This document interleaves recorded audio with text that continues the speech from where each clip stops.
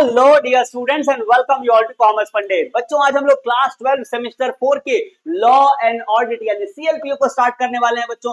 बिल्कुल पहले चैप्टर से, बिल्कुल पहले टॉपिक से, लेकिन याद रखना हम लोग स्टार्ट करने वाले हैं ऑडिट से बच्चों। और ऑडिट के अंदर बिल्कुल पहला जो टॉपिक है, पहला चैप्टर है वो वाउचिंग से रिलेटेड है बच्चों। आज हम लोग इसी की शुरुआत करेंगे। सबसे पहले बात करेंगे इसके मीनिंग के विषय में, इसके डेफिनेशन के विषय में और इसके फीचर्स के विषय में। राइट, वैसे इससे पहले की वीडियो स्टार्ट करूं, एक बात जल्दी से बता दूं कि हमारे यहाँ पेड बैचेस ऑलरेडी शुरू हो चुका है बच्चों। अगर आप इंटरेस्टेड हो जरूर से जरूर ज्वाइन करो। वहां पर आपको लाइव क्लासेस मिल जाता है, लाइव क्लासेस के रिकॉर्डिंग वीडियोस मिल जाते हैं, सारे पीडीएफ नोट्स मिल जाते हैं, मंथली एग्जाम्स मिलता है, टोटल सपोर्ट आपको मिलता है सिर्फ 499 में। 499 में आप टोटल सीएलपीए का जबरदस्त प्रिपरेशन कर सकते हैं। ठीक है बच्चों, आओ चलो हम लोग देखते हैं कि आज हम लोग इस वीडियो में क्या सीखने वाले हैं। तो बच्चों सबसे पहले हम लोग बात करेंगे कि वाउचिंग क्या होता है, इसका डेफिनेशन क्या होता है, इसके फीचर्स वगैरह क्या होते हैं, सारी की सारी चीजों को आज हम लोग बात करने वाले हैं।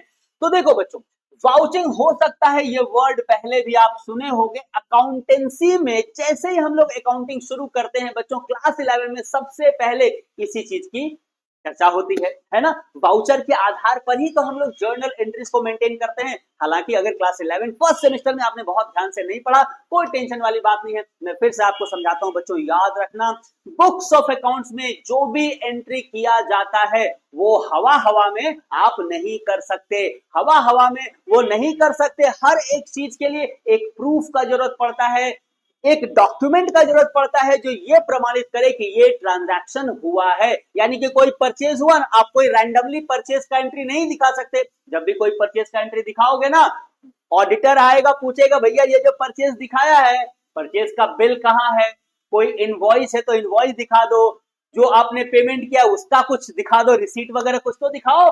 तो याद रखना बच्चों, वाउचिंग होता क्या है, इस बात को अच्छे से समझेंगे। पहले इसका इंट्रोडक्शन देखते हैं। लिखा हुआ है कि accounting entries in the books of account must be supported by documentary evidence. का मतलब क्या है कि जो भी आप एंट्री करते हो बुक्स ऑफ अकाउंट्स में, उसके सपोर्ट में कोई ना कोई तो डॉक्यूमेंट्री एविडेंस यानी प्रमाण होना पड़ेगा।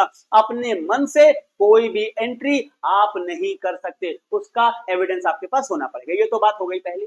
अब याद रखना कि the inspection of supporting document, जब कोई ऑडिटर आता है, क्योंकि ऑडिटिंग पढ़ रहे हैं ना, तो जब भी कोई ऑडिटर आता है और वो करता है इंस्पेक्शन, इंस्पेक्शन का मतलब चेकिंग, इंस्पेक्शन का मतलब वेरिफिकेशन। जब वो चेकिंग या वेरिफिकेशन करता है, बोलता है भैया ये जो ट्रांजैक्शन हुआ इसका कोई डॉक्यूमेंट है, कोई कागज है जिसके आधार पे आपने ये एंट्री किया है। वो जब वो चेक करता है उन सपोर्टिंग डॉक्यूमेंट्स को बाय ऑडिटर टू जज the authenticity of the accounting entries, ताकि वो ये जज कर सके कि सारी जो अकाउंटिंग एंट्रीज की गई हैं वो सही है कि नहीं है। जब वो चेक करता है, इंस्पेक्शन करता है, जज करता है, उसी प्रोसेस को क्या कहा जाता है बेटा?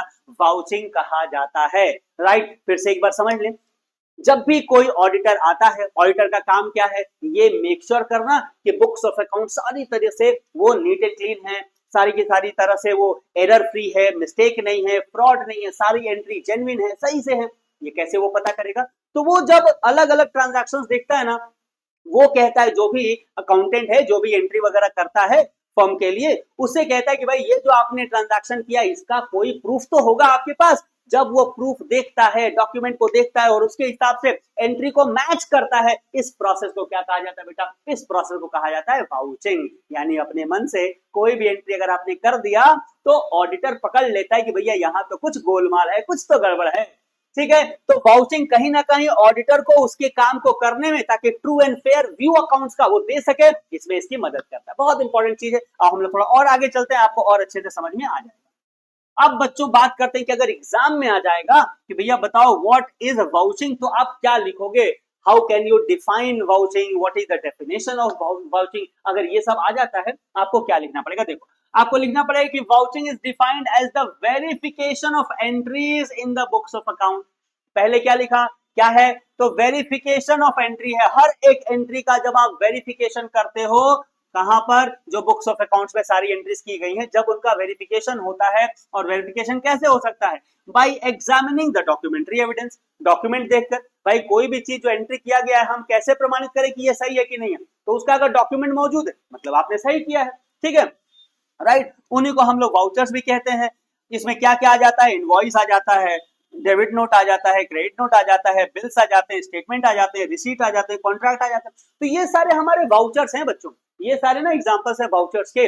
तो वाउचर्स के आधार पे जब आप एग्जामिनेशन करते हो डॉक्यूमेंट्री एविडेंस के वेरीफाई करने के लिए कि अकाउंट्स में जो एंट्री किया गया सारा चीज सही है कि नहीं, इसी वेरिफिकेशन के प्रोसेस को, इसी चेकिंग के प्रोसेस को, इसी इंस्पेक्शन के प्रोसेस को क्या कहा जाता है, वाउचिंग कहा जाता है। कौन करता है बेटा, ऑडिटर करता है, या ऑडिटर का टीम करता है, मे बी, है ना, ऑडिटर की पूरी टीम रहती है, वो सारे लोग ये करते हैं, सारा चेकिंग करते हैं ताकि सारा एंट्री सही है कि नहीं। ठीक है, क्लियर है, समझ में आ गया, अच्छे से समझ में आ गया। चलो अब हम लोग नेक्स्ट टॉपिक पे बात करते हैं कि इसके फीचर्स क्या हैं। देखो फीचर्स तो डेफिनेशन से ही निकल कर आ गया होगा, डेफिनेशन अच्छे से समझोगे तो बहुत सारा पॉइंट यहाँ पे आपको उसी से रिलेटेड मिलेगा। देखो पहला फीचर क्या है बेटा, एविडेंस बेस्ड वेरिफिकेशन। ये एक ऐसा वेरिफिकेशन होता है जो एविडेंस बेस्ड होता है, एविडेंस के आधार पे, प्रमाण के आधार पे होता है।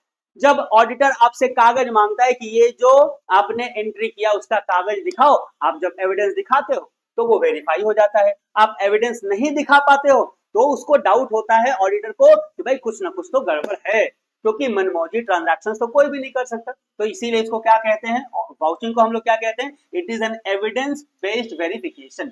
Vouching involves examining original documents. यहाँ पे क्या करते हैं हम लोग, ओरिजिनल डॉक्यूमेंट्स को हम लोग वेरीफाई करते हैं, एग्जामिन करते हैं, उनको वाउचर्स भी हम लोग कह सकते हैं, ताकि वेरीफाई हो कि सारे ट्रांजैक्शंस जो भी रिकॉर्ड किए गए हैं वो सारे सही सही। ठीक है ना बेटा, इसमें इनवॉइस आ जाता है, receipt, contract, bill, bank statement, ये सबसे पता चल जाता है कि भाई सही एंट्री किया गया है कि नहीं किया गया, कहीं कोई फ्रॉड, मिसरिप्रेजेंटेशन, मिस्टेक तो नहीं हो गया है, इसमें ये मदद करता है। तो पहला ये फीचर्स हो गया, समझ में आ गया होगा, आप स्क्रीनशॉट लेते रहना सबका। नेक्स्ट लिखा गया है कि ऑथेंटिसिटी चेक। ऑथेंटिसिटी का मतलब सारा चीज ऑथेंटिक है, सारा चीज जेन्युइन है, सारा चीज सही है। ऐसा तो नहीं कि पता चला कि अपने बच्चे का स्कूल का फीस दिया और यहाँ पे हमारे अकाउंट में उस चीज का एंट्री हो गया, बिजनेस के अकाउंट में उसी का एंट्री हो गया, वाइफ के लिए मोबाइल खरीदा और बिजनेस में यहाँ एंट्री कर दिया, तो ये तो नहीं चलेगा, क्योंकि पर्सनल एक्सपेंसेस तो बिजनेस में एंट्री नहीं होते हैं। तो इसको हम लोग चेक करते हैं कि सारे ट्रांजैक्शन ऑथेंटिक है कि नहीं, जेन्युइन है कि नहीं, सही है कि नहीं, कहीं कोई फ्रॉड ट्रांजैक्शंस तो नहीं डाल दिया गया है, इसका चेकिंग हो जाता है। ठीक है ना बेटा, क्या लिखा हुआ है, ensures that each transaction is genuine not fictitious और फ्रॉडुलेंट। कोई ट्रांजैक्शन फ्रॉडुलेंट या फिक्टिशियस नहीं है, मतलब मन में आया और लिख दिया, ऐसा सिचुएशन नहीं है, सारा जेन्युइन है। ये चीज प्रमाणित कैसे हो जाता है बताओ, वाउचिंग करने से प्रमाणित हो जाता है। Confirm the transactions actually occurred, ये कंफर्म करता है कि ट्रांजैक्शन सच में हुए हैं, मनमौजी नहीं लिख दिया गया है। ठीक है ना, समझ में आ गया, दोनों पॉइंट समझ में आ गया होगा अच्छे से बेटा। आओ तीसरे पॉइंट पे हम लोग बात करते हैं, तीसरा और क्या फीचर होता है हमारे वाउचिंग का। देखो थर्ड फीचर लिखा हुआ है एक्यूरेसी ऑफ ट्रांजैक्शन। इससे ये भी पता चलता है कि सारे ट्रांजैक्शंस एक्यूरेटली रिकॉर्ड किए गए हैं, ये कंफर्म करता है कि अमाउंट सही से रिकॉर्ड किया गया है। ठीक है, और वो सही साइड में, क्योंकि देखो जब बुक्स ऑफ अकाउंट्स मेंटेन करते हैं तो डेबिट का आइटम डेबिट में जाता है, क्रेडिट का आइटम क्रेडिट में जाता है, तो सारा चीज सही अमाउंट लिखा गया है और सही साइट लिखा गया है या सही बुक में लिखा गया है। ठीक है ना, इस चीज को भी ध्यान रखा जाता है। और ये कैसे पता चल जाता है, वाउचिंग करने से ये पता चल जाता है। तो ये ट्रांजैक्शन की एक्यूरेसी में भी हेल्प करता है। ऑथोराइजेशन वैलिडेशन, इस पॉइंट को अच्छे से समझ लो बेटा, अच्छा पॉइंट है ये। ऑथराइजेशन वैलिडेशन का मतलब क्या होता है, देखो कुछ एक ट्रांजैक्शंस या कुछ एक डिसीजंस ऐसे होते हैं ना जो कोई भी या अकाउंटेंट नहीं ले सकता, उसको वो डिसीजन लेने से पहले या वो परचेज करने से पहले या सेल करने से पहले या कोई भी डिसीजन लेने से पहले अपने से बड़े अथॉरिटी से ऑथराइजेशन बोले तो परमिशन लेना पड़ता है। तो ये भी चेक किया जाता है कि क्या ऑथराइजेशन या परमिशन लिया गया है कि नहीं लिया गया। ऐसा तो नहीं कि जो बड़े ऑफिसर के ऑथराइजेशन से काम होना था उससे बिना ऑथराइजेशन लिए अपने से कर दिया गया है। अक्सर फ्रॉड वगैरह जब करना होता है तो बहुत सारे लोग ऐसा करते हैं ताकि जो हमारा बड़ा मैनेजर है या जो हेड है उसको पता ना चले, ओनर को पता ना चले, अपने ही सारा चीज वो लोग कर लेते हैं। तो यहाँ से ये भी चेक किया जाता है कि प्रॉपर ऑथराइजेशन लिया गया है कि नहीं, परमिशन लिया गया है कि नहीं, अथॉरिटी लिया गया है कि नहीं लिया गया है। Verifies that transactions were authorized by appropriate personal. ठीक है, जो सही आदमी है उसके द्वारा ऑथराइज किया गया कि नहीं, ये भी वाउचिंग के समय जांच कर लिया जाता है। तो ये भी क्या है बताओ, ये भी इसका एक फीचर है। ठीक है ना, अच्छे से समझ में आ रहा होगा। चलो और पढ़ते हैं।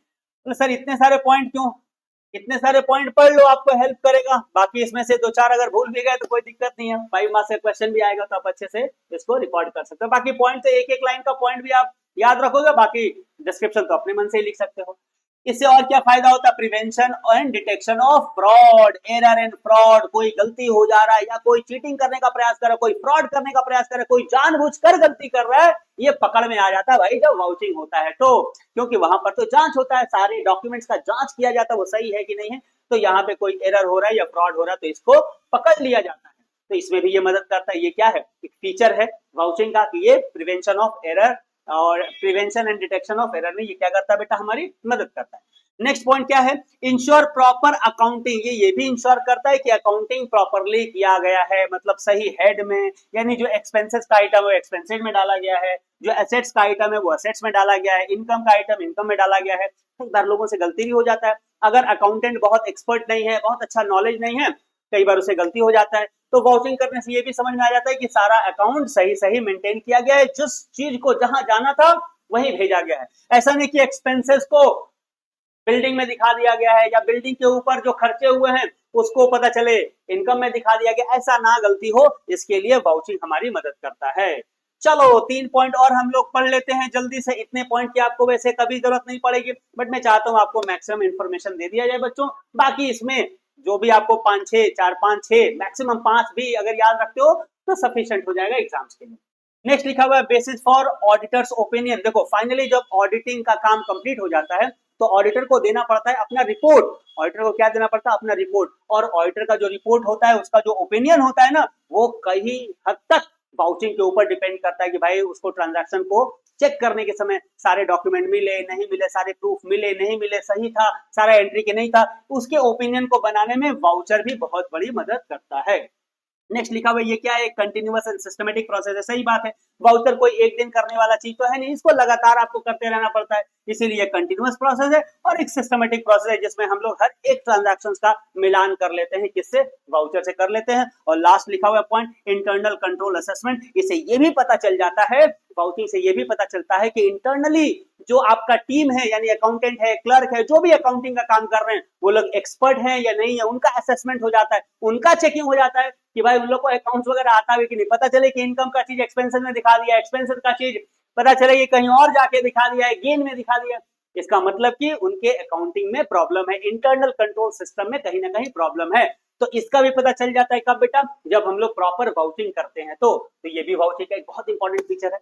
ठीक है, आई होप आपको समझ में आ गया होगा बच्चों। तो ये था आज का हम लोगों का क्लास, जिसमें हम लोगों ने समझा कि वाउचिंग का कॉन्सेप्ट क्या है, इसका डेफिनेशन क्या है, इसके फीचर्स बहुत सारे हम लोगों ने कर लिया। कोई भी 5-6 फीचर आप इसको याद कर लेना, ये एग्जाम में आपकी हेल्प करेगा। राइट, कैसा लगा वीडियो जरूर से जरूर बताना बच्चों। अच्छा लगा होगा तो लाइक करना, कमेंट करना, सारे के सारे फ्रेंड के साथ जरूर से जरूर शेयर कर देना। और अगर कोर्स में एडमिशन लेना है इस नंबर पे कॉल कर लो, जल्दी से ज्वाइन कर लो। क्लासेस ऑलरेडी स्टार्ट हो चुके हैं बच्चों, सिर्फ 499 में टोटल आपका लॉ एंड ऑडिट का जबरदस्त प्रिपरेशन हम लोग कराते हैं। ये वीडियो देखने के लिए, लाइक करने के लिए, कमेंट करने के लिए, शेयर करने के लिए आप सबका दिल से बहुत बहुत धन्यवाद। Thank you so very much. Wish you all the very best. जय हिंद।